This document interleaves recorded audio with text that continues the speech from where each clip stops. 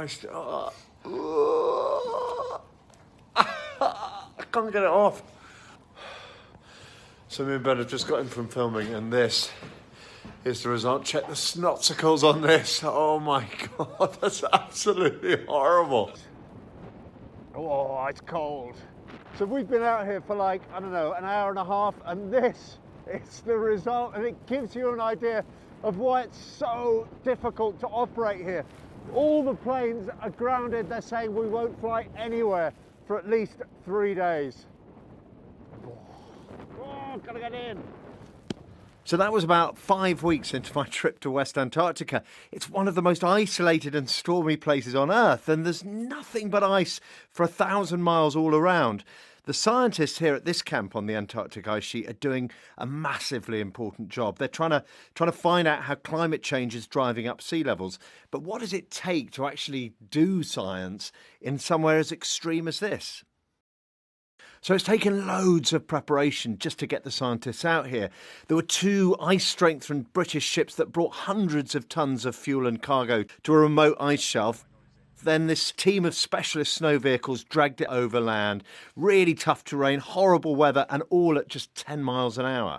The Thwaites collaboration is the biggest field programme ever conducted in Antarctica. These vehicles have transformed the science that we can do, increasing the scale, the number of people and the number of scientists we can bring to bear on these problems. So driving across 800 miles of featureless Antarctic ice and transporting 650 tonnes of cargo to this site is a tremendous operation.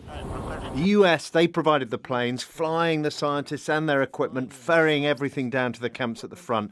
But then the really hard work began, digging snow, loads and loads of digging, because they needed to fill up this, a water container the size of a small swimming pool. This will be the most southerly jacuzzi in the world, I think. So what happened is a bank of boilers would then heat the water just below boiling point, and then they'd use that hot water to drill down through the ice. So these pictures are pretty special. They're from a kind of frontier that's changing our world, the seawater that's melting what they call the Doomsday Glacier. I was yelling and screaming like, oh my God, we're there. You can kind of see the water column narrowing and the ice coming down at you and the seafloor coming out at you, and it's just this huge rush of energy. The bed of a glacier is a place we've just really never been, and particularly right here where it starts to go afloat. So it's only by taking measurements here that the scientists can hope to get accurate predictions of how sea level's going to rise in the future, even though it did arouse the curiosity of some of the creatures that live here. So it's a really difficult, dangerous and expensive place to work. 6 people can do a huge amount, but we just truck along day from day. Nobody really knows where we are, and then we just suddenly turn up, delivering bounty. The work this year has confirmed the scientists' worst fears.